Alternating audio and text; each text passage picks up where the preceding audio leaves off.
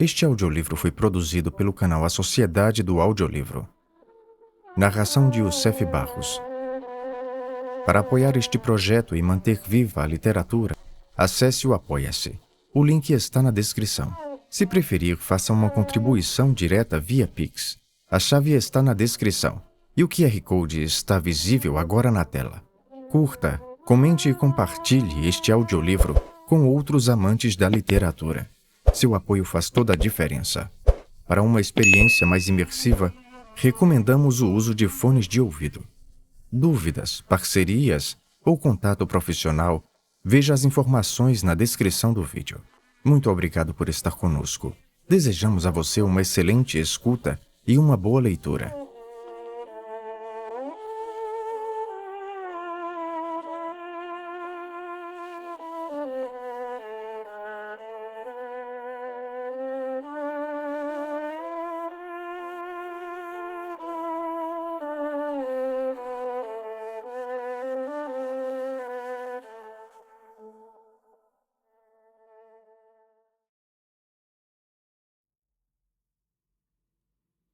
A Vênus de Illes, de Prosper Mérimée.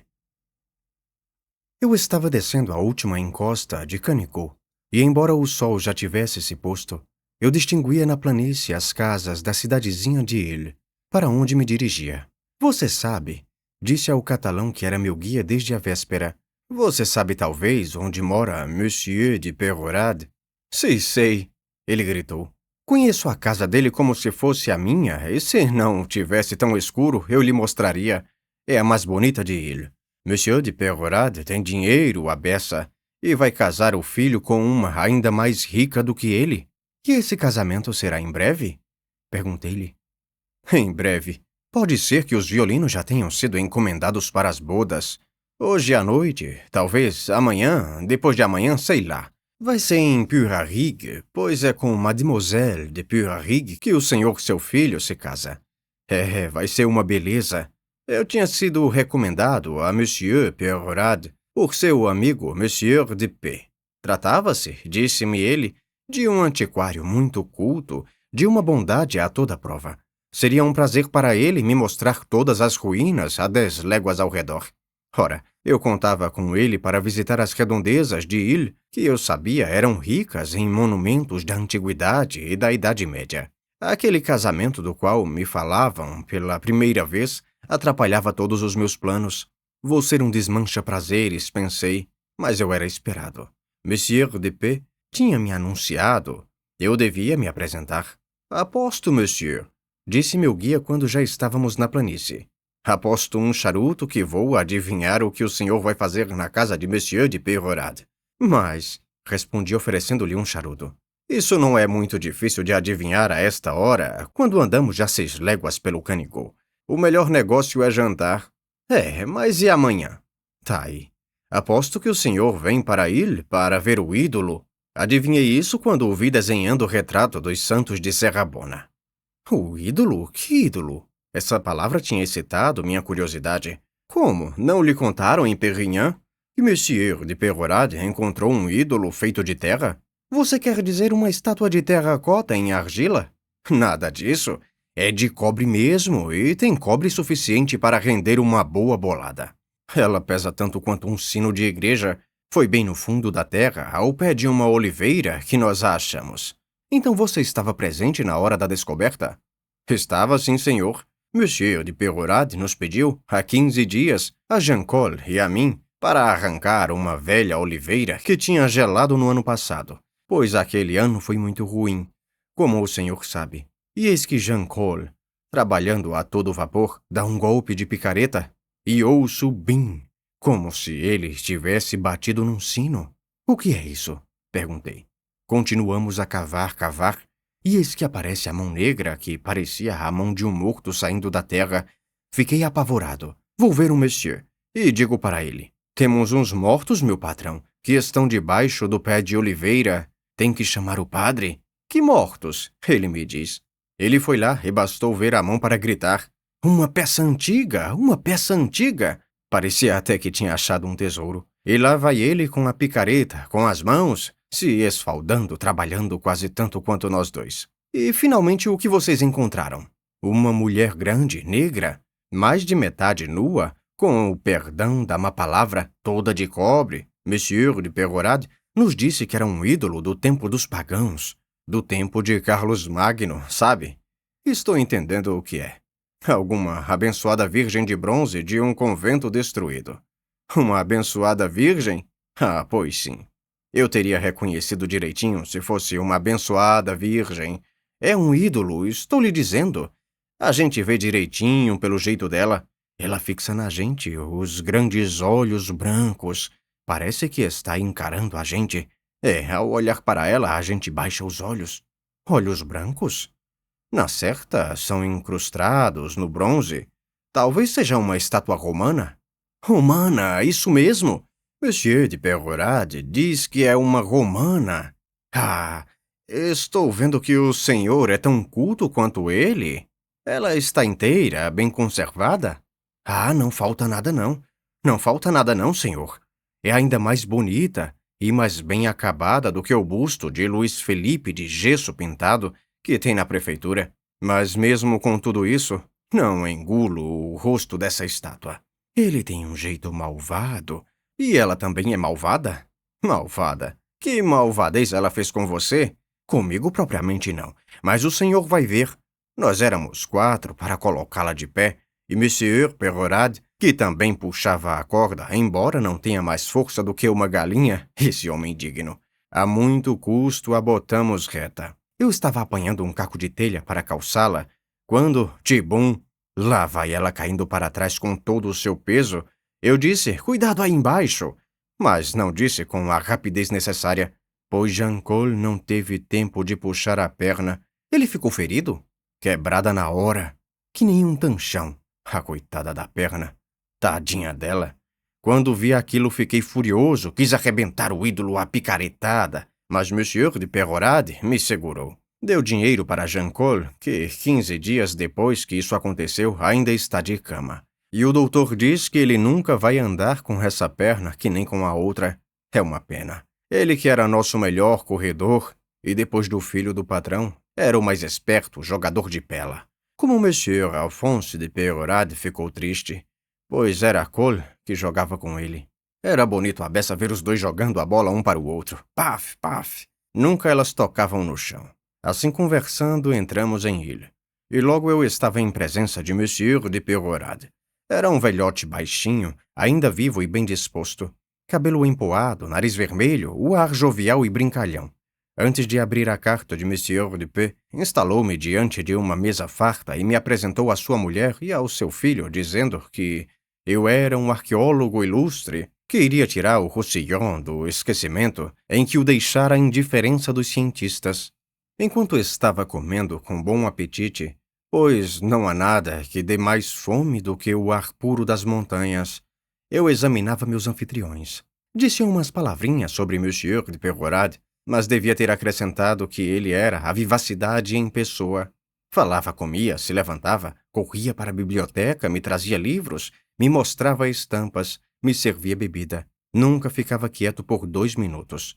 Sua mulher, um pouco gorda demais, como a maioria das catalãs que passaram dos 40 anos, me pareceu uma rematada provinciana, cuidando unicamente dos afazeres de seu lar. Embora o jantar fosse suficiente para 6 pessoas no mínimo, ela correu para a cozinha, mandou matar pombos, fritar polentas, abriu sei lá quantos vidros de geleia. Num instante sua mesa ficou atulhada de pratos e garrafas, e seguramente eu teria morrido de indigestão se tivesse provado tudo o que me ofereciam. No entanto, a cada prato eu recusava.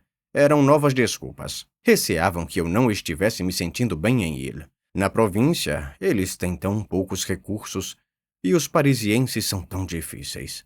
Entre as idas e vindas de seus pais, Monsieur Alphonse de Peyraud se mexia tanto quanto uma estátua. Era um rapaz alto de 26 anos, com uma fisionomia bela e regular, mas sem expressão. Seu tamanho e suas formas atléticas justificavam, de fato, a fama de incansável jogador de pela que lhe atribuíam na terra. Naquela noite estava elegantemente vestido, tal e qual a gravura do último número do Journal de Mode, mas me parecia um pouco à vontade dentro daquelas roupas, com aquela gola de veludo, Estava duro como um cabo de vassoura, e só se virava se fosse com o corpo inteiro. Suas mãos grandes e bronzeadas, suas unhas curtas, contrastavam singularmente com seu traje. Eram mãos de lavrador saindo das mangas de um dandy.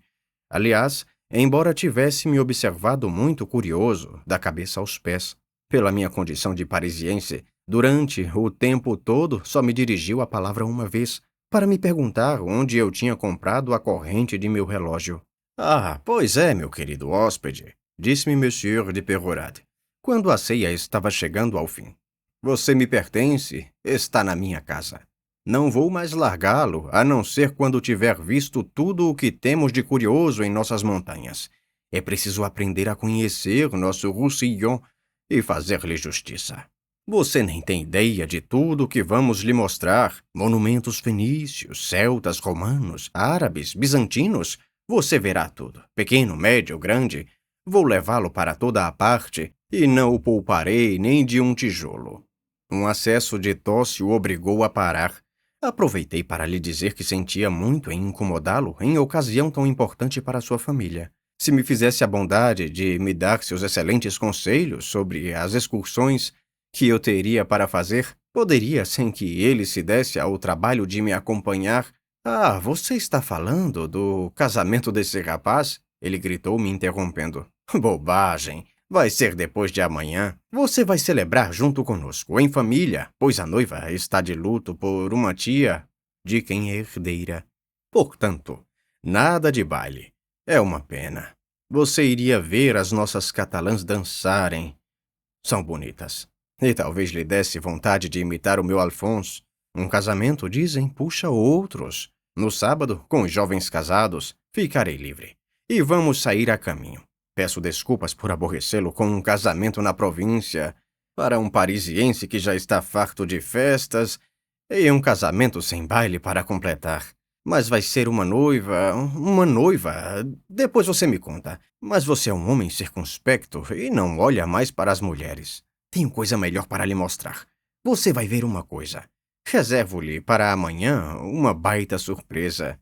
Meu Deus, disse-lhe. É difícil ter um tesouro dentro de casa sem que o público fique sabendo. Creio adivinhar a surpresa que o senhor me prepara. Mas se é da sua estátua que se trata, a descrição que meu guia fez só serviu para atiçar minha curiosidade e preparar-me para admirá-la. Ah, ele lhe falou do ídolo, pois é assim que chamam a minha bela Vênus Tour. Mas não quero lhe dizer mais nada. Amanhã bem cedinho você vai vê-la e me dirá se tenho razão de achá-la uma obra-prima. Você não podia ter chegado em melhor momento, juro por Deus. Há inscrições que eu, pobre ignorante, explico do meu modo, mas um cientista de Paris talvez vá zombar de minha interpretação, pois fiz uma memória. Eu que estou aqui na sua frente, velho antiquário de província, me lancei. Quero botar a imprensa de joelhos. Se fizesse a bondade de ler e me corrigir, eu poderia esperar. Por exemplo, estou muito curioso em saber como você traduz essa inscrição no pedestal. Cave... Mas ainda não quero lhe pedir nada. Amanhã, até amanhã. Hoje nenhuma palavra sobre a Vênus. Você faz bem, Perrorade, disse sua mulher, de deixar o seu ídolo para lá. Devia ver o que está impedindo o cavalheiro de comer. O cavalheiro viu em Paris estátuas bem mais bonitas do que a sua, ora essa. Nas tulherias tem dúzias delas, e de bronze também. Está aí a ignorância, a santa ignorância da província. Interrompeu-a Monsieur de Perrorade. Comparar uma peça antiga, admirável, com as figuras medíocres de Cousteau? Com que irreverência! Fala dos meus deuses, minha dona de casa. Sabe que minha mulher queria que eu fundisse minha estátua para fazer um sino para nossa igreja? É que ela teria sido a madrinha. Uma obra-prima de Mayer, meu senhor. Obra-prima, obra-prima. Linda obra-prima a que ela fez, quebrar a perna de um homem. Escute aqui, minha mulher, disse Monsieur de Perrorade em tom decidido, e esticando para ela a perna direita dentro de uma meia de seda mescla. Se a Vênus tivesse quebrado esta perna aqui, eu não me queixaria. Meu Deus, Perrorade, como pode dizer isso? Felizmente o homem está melhor. E mesmo assim não tolero olhar para essa estátua que fez um estrago como esse. Pobre Jean Col. Ferido pela Vênus, senhor, disse Monsieur de Perorade, dando uma boa risada. Ferido pela Vênus. E o safado se queixa. Veneris nec premienores. Os atrativos de Vênus não conhecerás. Quem não foi ferido por Vênus? Monsieur Alphonse, que entendia francês melhor do que latim, deu uma piscada com um ar inteligente e olhou para mim como que para perguntar: E você, parisiense, está entendendo? O jantar terminou. Fazia 1 hora que eu não comia mais. Estava cansado e não conseguia disfarçar os frequentes bocejos que me escapavam. Madame de Perorade foi a primeira a perceber e observou que era hora de ir dormir. Então começaram as novas desculpas por causa da má acomodação que eu teria. Não me sentiria como em Paris. Na província a gente vive tão mal. Devia ser indulgente com as pessoas do Roussillon.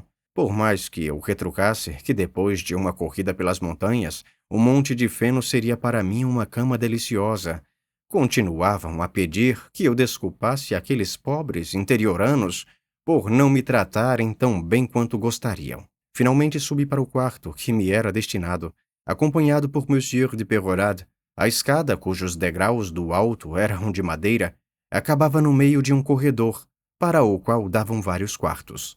À direita, disse meu anfitrião, são os aposentos que destinam à futura Madame Alphonse. O seu quarto fica no outro extremo do corredor. Você há de entender, acrescentou com cara de quem queria ser matreiro. Você há de entender que é preciso isolar os recém-casados. Você está numa extremidade da casa, eles noutra. Entramos num quarto bem mobiliado, onde o primeiro objeto em que pus os olhos foi uma cama com 7 pés de comprimento, 6 de largura e tão alta que era preciso uma escadinha para subir.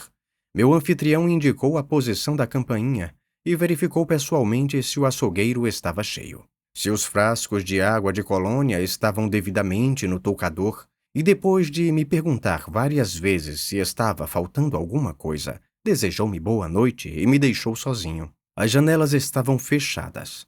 Antes de me despir, abri uma para respirar o ar fresco da noite, delicioso depois de um longo jantar.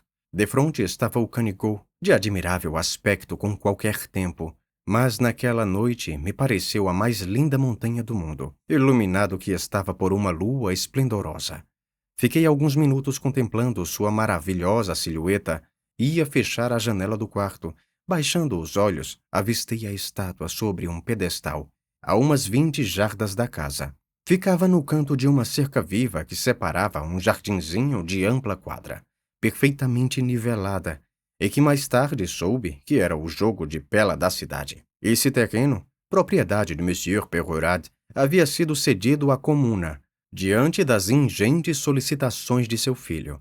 Da distância em que estava, era difícil perceber a pose da estátua. Só podia avaliar a sua altura, que me pareceu de cerca de 6 pés. Nesse momento, 2 arruaceiros da cidade passavam pelo jogo de pela, bem perto da cerca, assobiando uma linda música do Roussillon, Montagnes Régalades. Pararam para olhar a estátua. Um deles até interpelou em voz alta.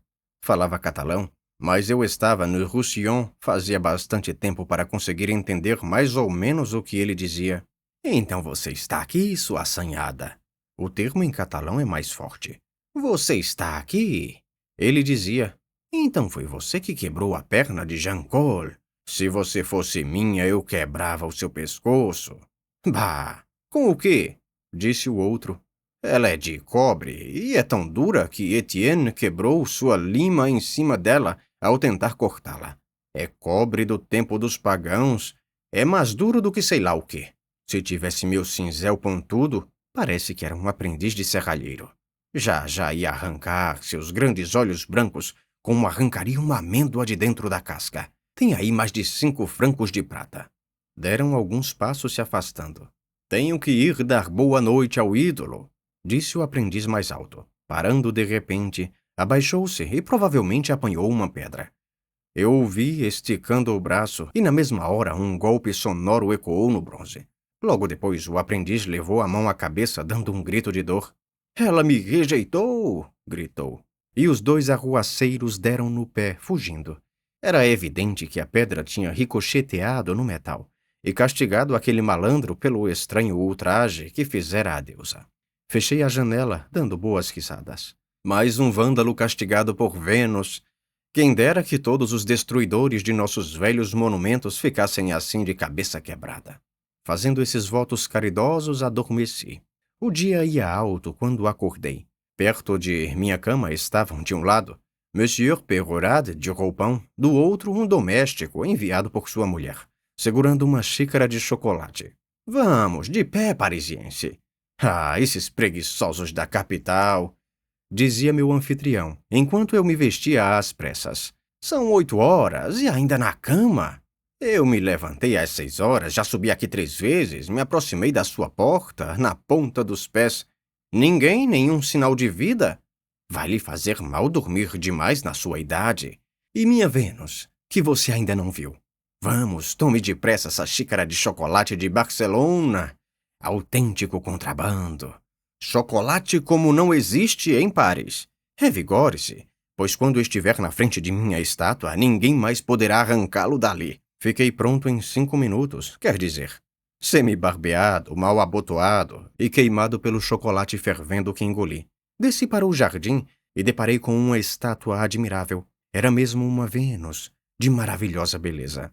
Tinha o alto do corpo nu, como em geral os antigos que representavam as grandes divindades. A mão direita levantada na altura do seio. Estava virada, a palma para dentro. O polegar e os 2 primeiros dedos esticados, os 2 outros ligeiramente dobrados. A outra mão, perto do quadril, segurava o drapeado que cobria a parte inferior do corpo. A pose dessa estátua lembrava a do jogador de morra, que é chamado, não sei muito porquê, pelo nome de Germânicos. Talvez tivesse desejado representar a deusa jogando o jogo de morra?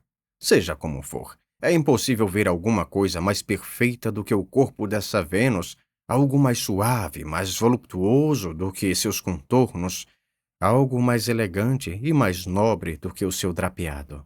Eu estava esperando uma peça do Baixo Império e vi uma obra-prima da melhor época da estatuária. O que mais me impressionava era a primorosa verdade das formas, de modo que dava para pensar que eram modeladas pela natureza, se a natureza produzisse modelos tão perfeitos. A cabeleira repuxada sobre a fronte parecia ter sido antigamente dourada.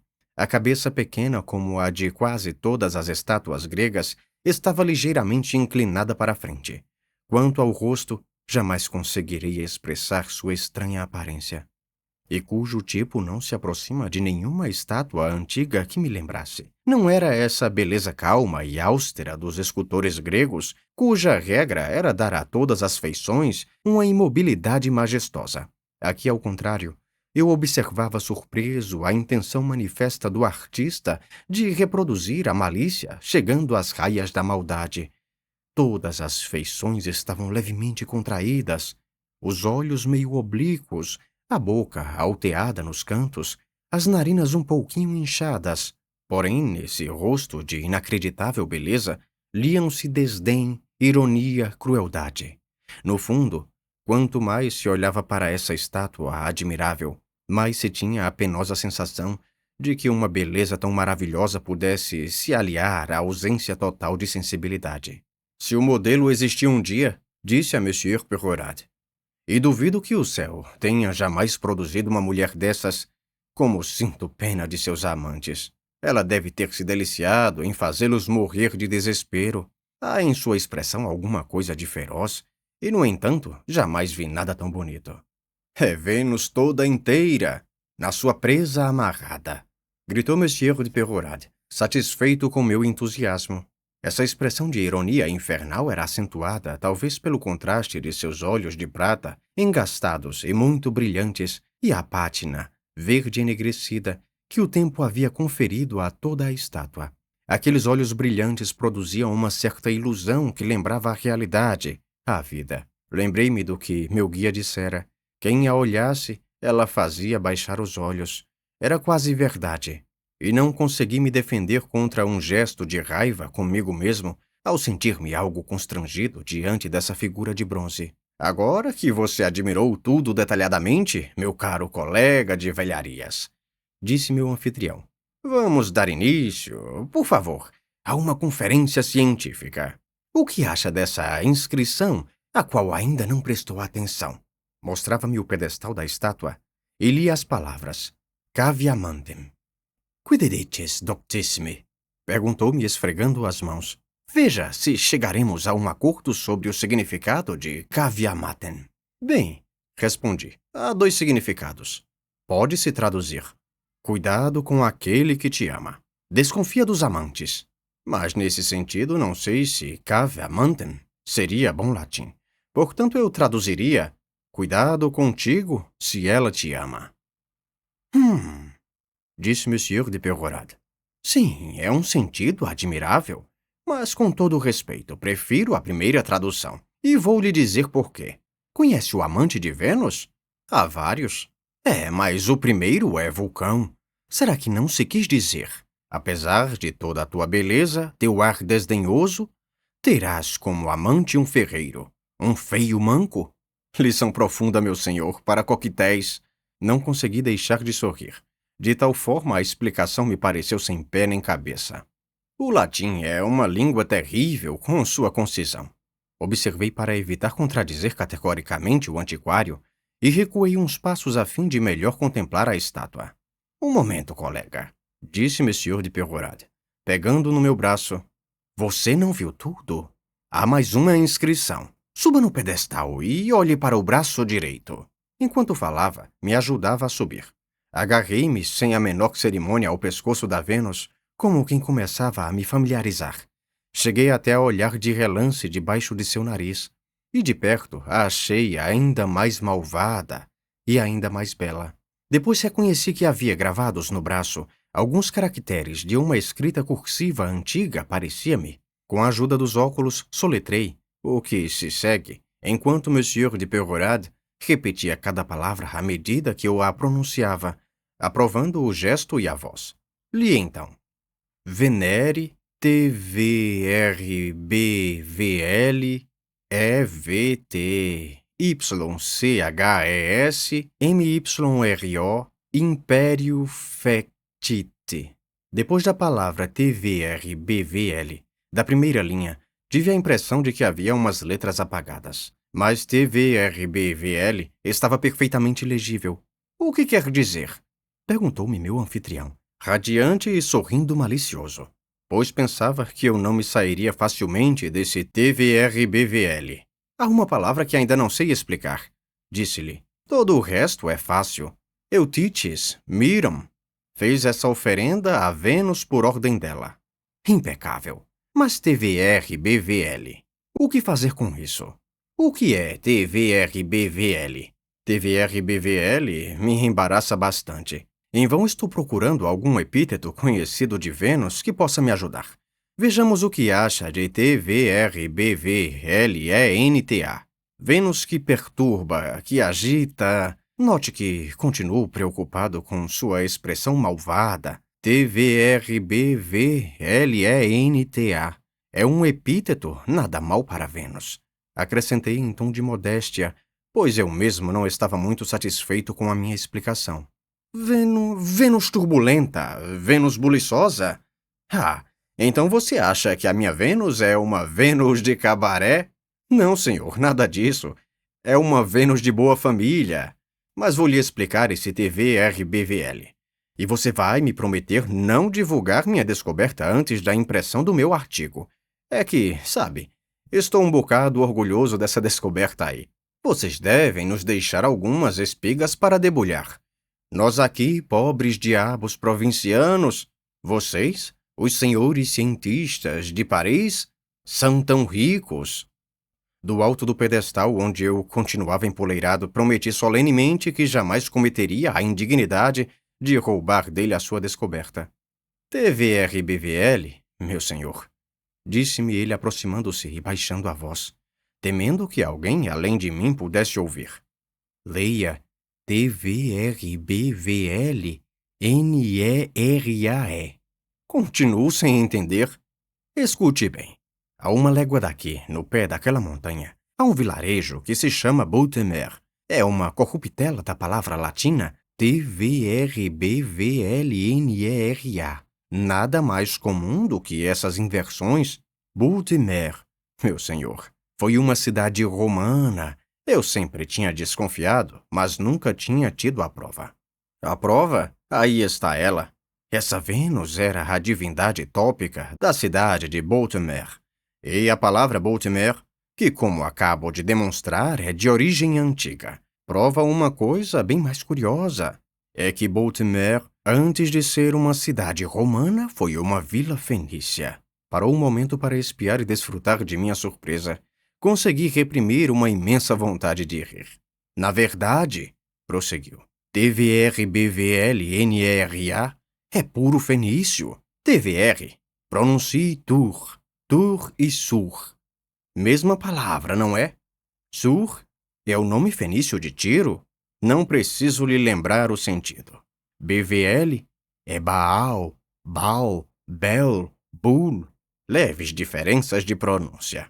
Quanto a Nera, isso tem me dado um pouco de trabalho.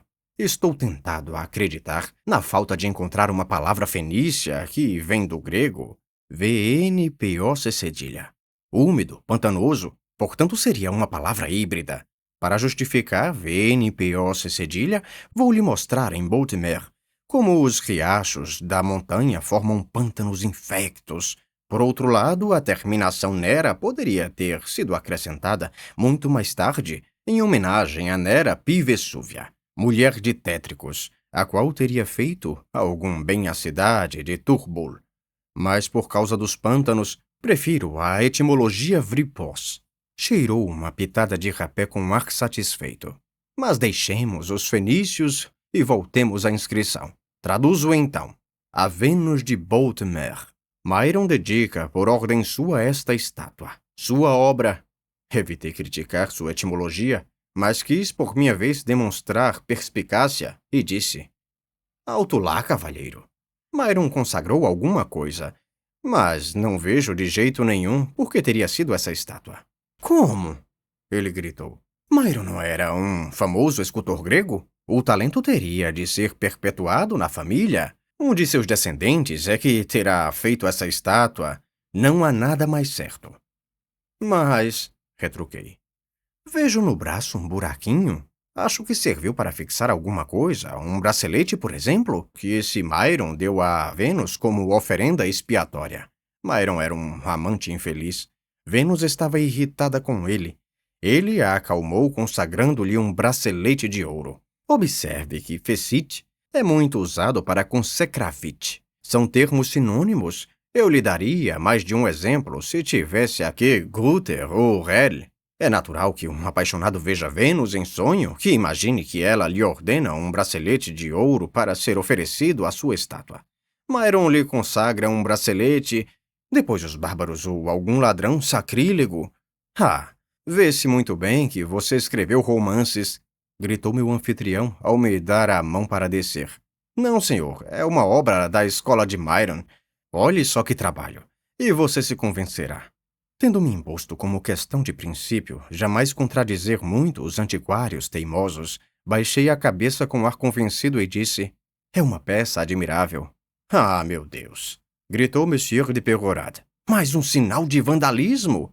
Alguém jogou uma pedra na minha estátua? Ele acabava de perceber a marca branca um pouco acima do seio da Vênus. Observei um traço semelhante nos dedos da mão direita, que ainda supunha teriam sido tocados no trajeto da pedra, ou então um fragmento teria se soltado com a pancada e ricocheteado na mão. Contei a meu anfitrião o insulto que havia testemunhado e a pronta punição que se seguira. Ele riu muito e, comparando o aprendiz a Diomedes, fez voto de que, como o herói grego, todos os companheiros dele fossem transformados em pássaros brancos. A sineta para o café da manhã interrompeu essa conversa clássica. E assim como na véspera fui obrigado a comer por 4, depois vieram os arrendatários de Monsieur Perrorade, e enquanto ele despachava, seu filho me levou para ver uma caleça que tinha comprado em Toulouse para a noiva. E que, desnecessário dizer, muito admirei. Em seguida entrei com ele no estábulo, onde me reteve uma meia hora a elogiar seus cavalos, a falar do pedigree de cada um, a contar os prêmios que tinham ganhado nas corridas de cavalos da região. Finalmente me falou de sua noiva, tendo servido de transição para a conversa uma égua cinza que ele lhe destinava. Vamos vê-la hoje, disse. Não sei se vai achá-la bonita. Vocês de Paris são difíceis, mas todo mundo aqui em Perpignan acha que ela é um encanto. O bom é que é riquíssima. A tia de Prades deixou-lhe seus bens. Vou ser muito feliz. Fiquei profundamente chocado ao ver um rapaz que parecia mais tocado pelo dote do que pelos belos olhos de sua futura esposa. O senhor, que é um especialista em joias, prosseguiu Monsieur Alphonse. O que acha deste aqui? É esse o anel que darei a ela amanhã. Enquanto falava, tirou da falange de seu midinho um anel grande enriquecido de diamantes e formado por 2 mãos entrelaçadas. Alusão que me pareceu infinitamente poética. O trabalho era antigo, mas achei que teria sido reformado para incrustar os diamantes. Por dentro do anel liam-se em letras góticas as seguintes palavras: Sempre habite, isto é, sempre contigo. É um lindo anel, disse-lhe, mas esses brilhantes o fizeram perder um pouco de seu caráter original. É bem mais bonito assim, respondeu sorrindo. Aqui tem algo como 1.200 francos de diamantes. Foi minha mãe que me deu. Era um anel de família muito antigo, da época da cavalaria. Foi usado por minha avó, que herdara da própria avó. Só Deus sabe quando isso foi feito. O costume em Paris, disse-lhe, é dar uma aliança bem simples, geralmente feita de 2 metais diferentes, como ouro e platina. Veja, esse outro anel que você usa no dedo seria muito apropriado. Este, com seus brilhantes e mão em relevo, é tão grande que ela não poderá calçar uma luva. Que Madame Alphonse se arranje como quiser. Acho que ela ficará muito contente em tê-lo. 1.200 francos no dedo é agradável. Este anelzinho aqui, acrescentou olhando com ar satisfeito para o anel liso que usava na mão. Este aqui foi uma mulher em Paris que me deu numa terça-feira de carnaval.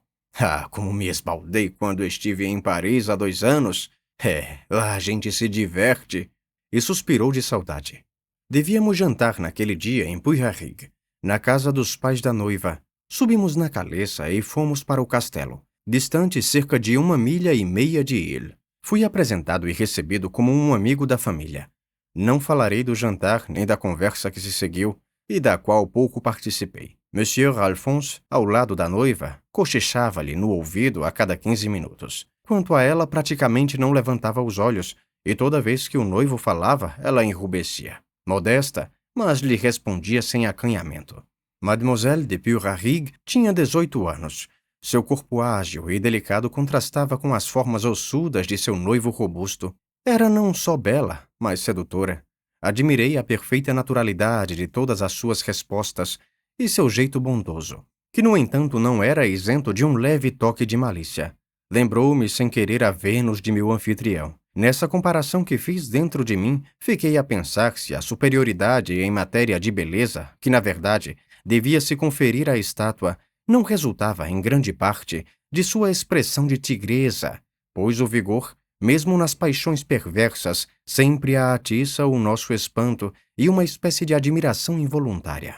Que pena, pensei ao sair de Puy-Harrigue, que uma pessoa tão afável seja tão rica, e que seu dote a leve a ser cortejada por um homem indigno dela. Na volta para Ile, não sabendo o que dizer a Madame Perrorade, a quem eu achava conveniente dirigir ocasionalmente a palavra, comentei. Vocês aqui no Roussillon são muito corajosos, disse. Como é que vão fazer, madame? Um casamento numa sexta-feira? Em Paris seríamos mais supersticiosos. Ninguém ousaria se casar num dia desses. Meu Deus, nem me fale! Ela respondeu. Se só tivesse dependido de mim, sem dúvida teríamos escolhido um outro dia, mas Perrorade quis assim, e tive de ceder. Mas isso me aflige. E se acontecer alguma desgraça, deve haver uma razão, pois afinal, por que todo mundo tem medo da sexta-feira? Sexta-feira, disse o marido. É o dia de Vênus, um bom dia para um casamento. Está vendo, meu caro colega? Só penso na minha Vênus, palavra. Foi por causa dela que escolhi a sexta-feira. Amanhã, se quiser, faremos a ela um pequeno sacrifício. Sacrificaremos 2 pombas, e se eu soubesse onde encontrar incenso... Cruz credo, Perorade! A mulher o interrompeu escandalizada. Incensar uma estátua? Seria uma abominação? O que iriam dizer de nós aqui na terra? Pelo menos, disse Monsieur Perorade, você me permitirá pôr na cabeça dela uma coroa de rosas e lírios? Prodigai lírios às mãos cheias. Está vendo? A carta é uma coisa vã. Não temos a liberdade de culto? As providências para o dia seguinte foram acertadas da seguinte forma. Todos deviam estar prontos e vestidos para o casamento às 10 horas em ponto. Tendo tomado chocolate, iríamos de carro para Purrarig. O casamento civil devia ser realizado na prefeitura do vilarejo e a cerimônia religiosa na capela do castelo. Em seguida viria um almoço.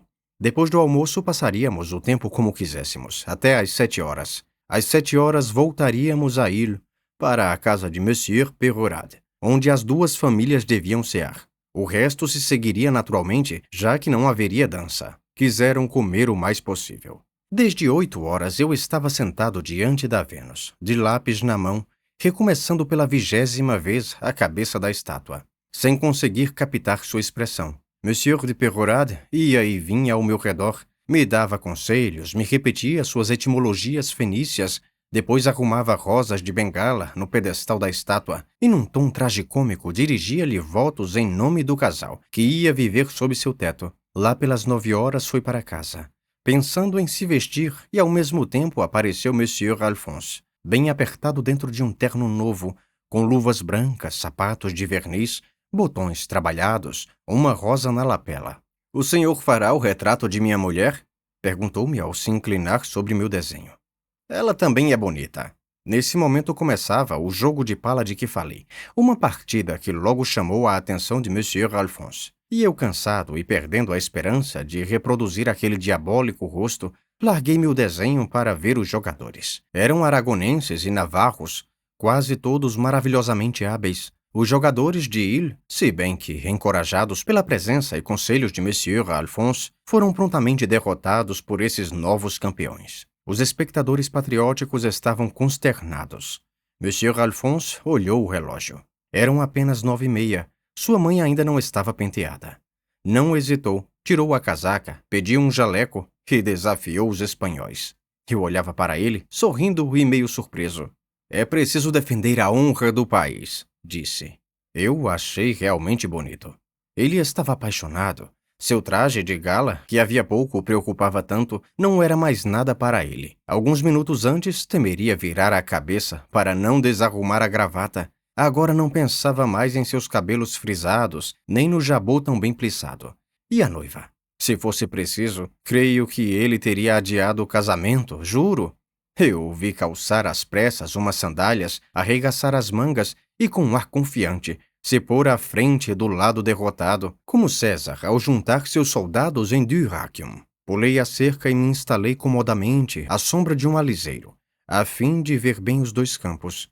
Contra a expectativa geral, Monsieur Alphonse perdeu a primeira bola. É verdade que ela veio rasante ao chão e foi lançada com uma força surpreendente por um aragonês que parecia o chefe dos espanhóis.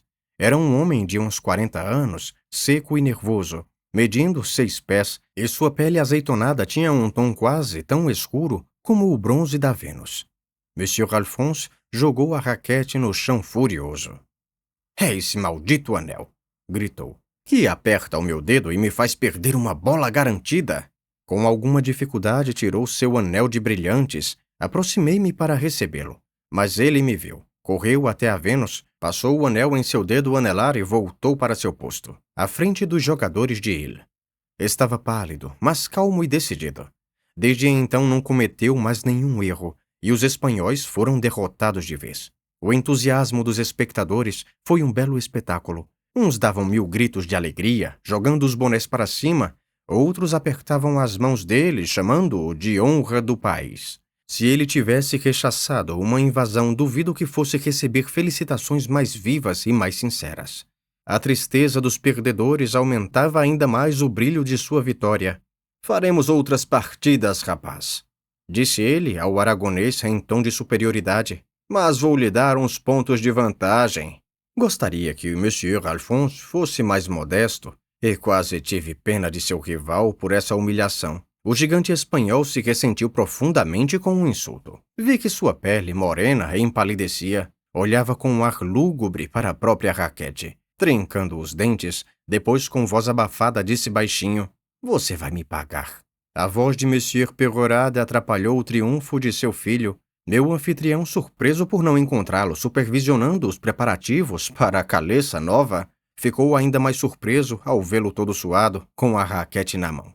Monsieur Alphonse correu para casa, lavou o rosto e as mãos, vestiu a roupa nova e os sapatos de verniz. E 5 minutos depois estávamos trotando pela estrada de Puy-Garrigue. Todos os jogadores de pela da cidade e grande número de espectadores nos seguiram aos gritos de alegria. Os cavalos vigorosos que nos arrastavam mal podiam se meter à frente desses intrépidos catalães. Estávamos em Puy-Garrigue, e o cortejo ia sair em marcha até a prefeitura, quando Monsieur Alphonse bateu na testa e me disse baixinho: "Que furo!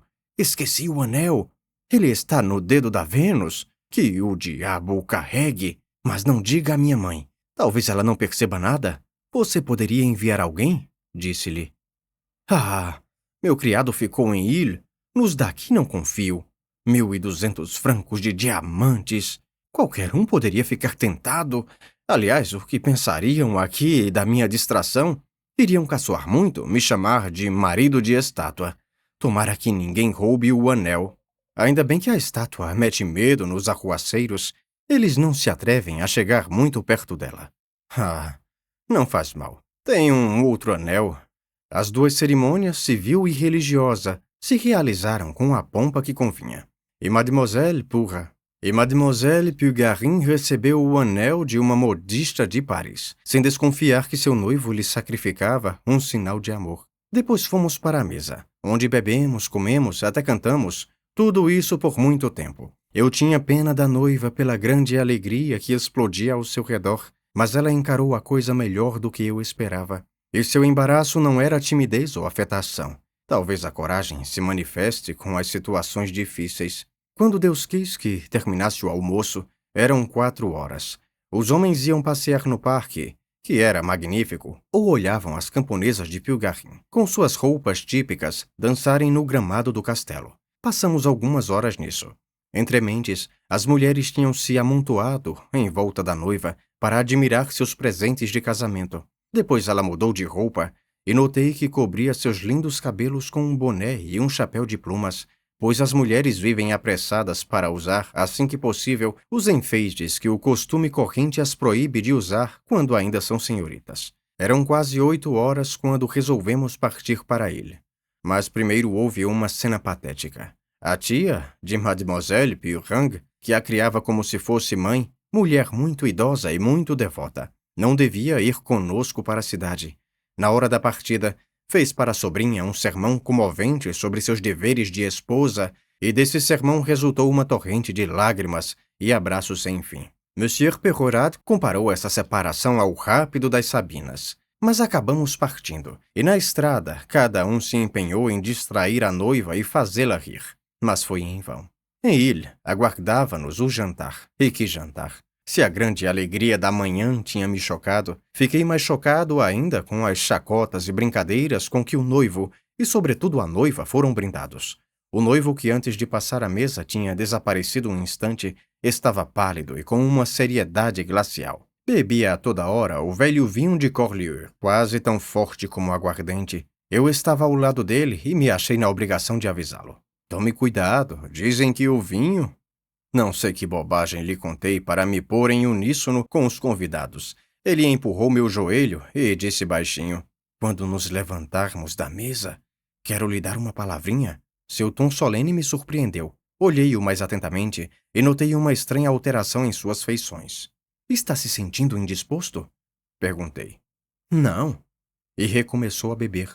Enquanto isso, em meio aos gritos e palmas, um menino de 11 anos que se enfiara debaixo da mesa mostrava aos presentes uma bela fita branca e rosa que ele acabava de soltar do tornozelo da noiva. O nome disso é jarreteira. Logo a fita foi cortada e distribuída aos jovens, que enfeitaram suas lapelas, seguindo um antigo costume que ainda se conservava em certas famílias patriarcais. Para a noiva, Foi uma ocasião de enrubescer até o branco dos olhos. Mas sua perturbação chegou ao auge quando Monsieur Perrorade, tendo pedido silêncio, cantou-lhe alguns versos catalães, impromptu. Como dizia, se entendi bem o sentido, é o seguinte: o que é que há, meus amigos? O vinho que bebi me faz ver duplo. Há duas Vênus aqui. A noiva virou bruscamente a cabeça num gesto de horror, de que todos acharam graça. Sim, prosseguiu Monsieur Perrorade. Há duas Vênus sob meu teto. Uma encontrei-a na terra, como uma trufa. A outra, descida dos céus, acaba de dividir conosco seu cinto. E queria dizer sua jarreteira.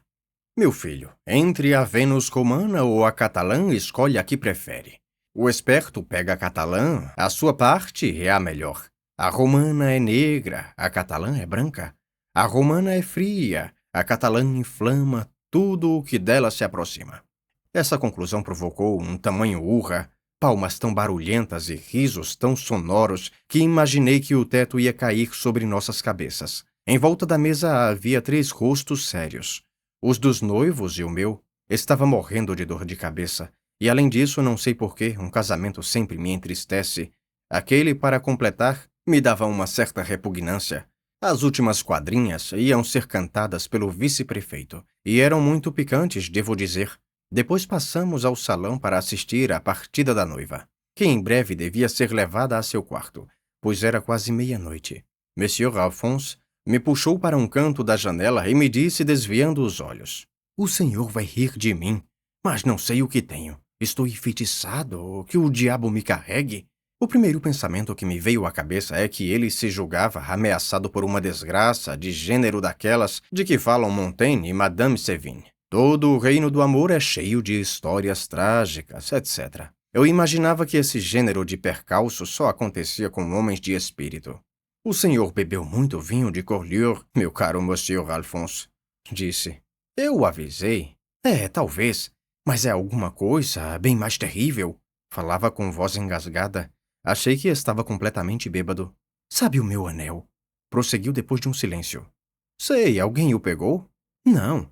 Nesse caso está com o senhor." "Não, eu não consigo tirá-lo do dedo desse diabo de Vênus." "Bem, é porque não puxou com força suficiente." "Puxei sim, mas a Vênus apertou meu dedo." Ele me olhava fixo, parecendo um alucinado, apoiando-se no trinco da janela para não cair. "Que história", disse-lhe. "O senhor enfiou demais o anel. Amanhã vai conseguir com umas pinças. Mas tome cuidado para não estragar a estátua." "Não, estou lhe dizendo. O dedo da Vênus está contraído e dobrado. Ela aperta a mão, está me entendendo? Aparentemente ela é minha mulher, já que lhe dei meu anel. Ela não quer mais devolvê-lo." Senti um repentino calafrio, e por instantes fiquei de pele arrepiada. Depois, ao dar um grande suspiro, me lançou um bafo de vinho. E qualquer emoção desapareceu. "Que miserável", pensei. "Está completamente bêbado." "O senhor é antiquário", acrescentou o noivo em um tom lamentável. "Conhece essas estátuas? Talvez exista uma mola, um truque diabólico que não conheço. E se fosse ver..." "Com todo o prazer", disse. "Venha comigo." "Não, prefiro que vá sozinho." Saí do salão. O tempo tinha mudado durante o jantar e a chuva começava a cair forte. Ia pedir um guarda-chuva quando uma reflexão me fez desistir. Eu seria um bobo completo de ir verificar o que me disse um homem embriagado. Aliás, talvez ele tenha querido fazer comigo alguma brincadeira de mau gosto para divertir aqueles honestos provincianos. E o mínimo que poderia acontecer era que eu ficasse encharcado até os ossos ou pegasse um bom resfriado. Da porta dei uma olhada para a estátua pingando de água e subi para o meu quarto sem entrar no salão. Fui me deitar, mas o sono custou a chegar. Todas as cenas do dia se apresentavam em meu espírito. Pensei naquela moça tão bonita e tão pura, abandonada a um bêbado bestial. Que coisa odiosa, disse comigo mesmo. Um casamento de conveniência. Um prefeito veste sua faixa tricolor, um padre põe sua estola e eis a moça mais honesta do mundo entregue ao Minotauro. 2 seres que não se amam. O que podem dizer um ao outro num momento desses? Que 2 amantes comprariam pelo preço a própria vida? É possível que a mulher ame algum dia o homem que ela terá visto sendo grosseiro da primeira vez? As primeiras impressões não se apagam, e tenho certeza de que Monsieur Alphonse Bem merecia ser odiado. Durante seu monólogo, que resumo muito, eu tinha ouvido muitas idas e vindas pela casa, portas se abrirem e fecharem, carros partirem. Depois tive a impressão de ouvir da escada os passos leves de várias mulheres se dirigindo para o final do corredor oposto ao meu quarto. Provavelmente era o cortejo da noiva, que era levada para a cama. Depois tornaram a descer a escada. A porta de Madame Perrorade se fechou. Como aquela pobre moça, pensei, devia estar perturbada e constrangida. Fiquei me virando na cama de mau humor. Um rapaz faz um tolo papel numa casa em que se realiza um casamento. Havia algum tempo reinava o silêncio, até ser quebrado por passos pesados subindo a escada. Os degraus de madeira estalavam fortemente. Que brutamontes! Exclamei. Aposto que ele vai cair na escada. Tudo voltou à paz. Peguei um livro para mudar de ideia. Era um relatório estatístico do departamento, embelezado por um artigo de Monsieur Perrault, sobre os monumentos druidas do Cantão de Prades. Peguei no sono na terceira página. Dormi mal e acordei várias vezes. Deviam ser 5 da manhã e eu estava acordado havia mais de 25 minutos quando o galo cantou. O dia ia raiar, então ouvi nitidamente os mesmos passos pesados, o mesmo estalo dos degraus que tinha ouvido antes de dormir. Achei estranho. Tentei, bocejando, adivinhar por que Monsieur Alphonse se levantava tão cedo. Nenhuma hipótese verossímil me vinha à cabeça. Ia fechar os olhos quando minha atenção foi de novo atraída por uns tropeços estranhos, aos quais logo se misturaram ao tilintar de sinetas e o barulho de portas que se abriam batendo, e depois ouvi gritos confusos. O bêbado deve ter incendiado alguma coisa. Pensei ao pular fora da cama. Vesti-me depressa e saí para o corredor. Do extremo oposto vinham gritos e lamentos, e uma voz dilacerante dominava todas as outras. Meu filho, meu filho! Era evidente que tinha acontecido uma desgraça com Monsieur Alphonse. Corri até o quarto nupcial, estava cheio de gente. O primeiro espetáculo que se gravou em minha retina foi o jovem seminu, estirado transversalmente no leito, cuja madeira havia se quebrado. Estava lívido, sem movimento. Sua mãe chorava e gritava ao lado dele. Monsieur Perrault se agitava, esfregava suas têmporas com água de colônia ou punha sais sob seu nariz. Infelizmente, seu filho estava morto fazia muito tempo. Sobre um canapé, no outro lado do quarto, estava a noiva, sofrendo de terríveis convulsões. Dava gritos desarticulados, e 2 robustas criadas tinham a maior dificuldade para segurá-la. Meu Deus! Exclamei. O que aconteceu? Aproximei-me da cama e levantei o corpo do pobre rapaz. Já estava duro e frio. Seus dentes trincados e o rosto enegrecido expressavam as mais horrorosas angústias. Sua morte tinha todo o jeito de ter sido violenta e sua agonia terrível. Porém, nenhum rastro de sangue em suas roupas. Abri sua camisa e vi em seu peito uma lívida marca que se prolongava pelas costelas e costas. Parecia que ele havia sido abraçado por um círculo de ferro. Meu pé bateu em alguma coisa dura no tapete. Baixei e vi o anel de brilhantes. Levei Monsieur Perrault e a mulher para o quarto deles, depois mandei que levassem a noiva. Os senhores ainda têm uma filha, disse-lhes. Devem cuidar dela e deixe-os sozinhos. Não me parecia haver dúvidas de que Monsieur Alphonse havia sido vítima de um assassinato cujos autores deram um jeito de se introduzir à noite no quarto nupcial. Mas aqueles ferimentos no peito, a forma circular que tinham, me intrigavam muito, pois não poderiam ter sido produzidos por um bastão ou uma barra de ferro. De repente me lembrei de ter ouvido dizer de que em Valence os capangas usavam sacos de couro comprido cheios de areia para matar as pessoas cuja morte lhes tinha sido paga. Logo me lembrei do arrieiro aragonês e de sua ameaça, mas mal me atrevia a pensar que ele tivesse transformado uma brincadeira inofensiva numa vingança tão terrível. Eu ia pela casa, procurando por toda parte vestígios de arrombamento, e nada encontrei, em nenhum lugar. Desci para o jardim a fim de ver se os assassinos poderiam ter se introduzido por aquele lado. Mas não achei nenhum indício seguro. Aliás, a chuva da véspera tinha encharcado tanto a terra que seria impossível que marcas bem nítidas tivessem se preservado. Mas observei uns passos profundamente calcados na terra. Havia passos em 2 direções contrárias, mas numa mesma linha, partindo do ângulo da cerca contígua ao jogo de pela e chegando à porta da casa. Podiam ser os passos de Monsieur Alphonse quando ele foi buscar o anel no dedo da estátua. por outro lado, a cerca naquele lugar era menos cerrada do que em outros pontos. Portanto, é ali que os assassinos deviam tê-la pulado. Passando e repassando diante da estátua, parei um instante para observá-la. Dessa vez vou confessar, não consegui contemplar sem pavor sua expressão de maldade irônica, e com a cabeça repleta de cenas horrorosas que acabava de testemunhar, tive a impressão de ver uma divindade infernal aplaudindo a desgraça que se abatia sobre aquela casa. Voltei para o quarto e lá fiquei até o meio-dia. Então saí e pedi notícias de meus anfitriões. Estavam um pouco mais calmos. Mademoiselle Pegarin, eu devia dizer a viúva de Monsieur Alphonse, tinha voltado a si. Tinha até mesmo falado com o procurador do rei Perpignan, que então fazia uma visita a ele. E esse magistrado tinha colhido o seu depoimento. Ele pediu o meu. Disse-lhe o que sabia, e não escondi minhas suspeitas quanto ao arrieiro aragonês. Ele ordenou que o rapaz fosse preso imediatamente. Soube alguma coisa de Madame Alphonse?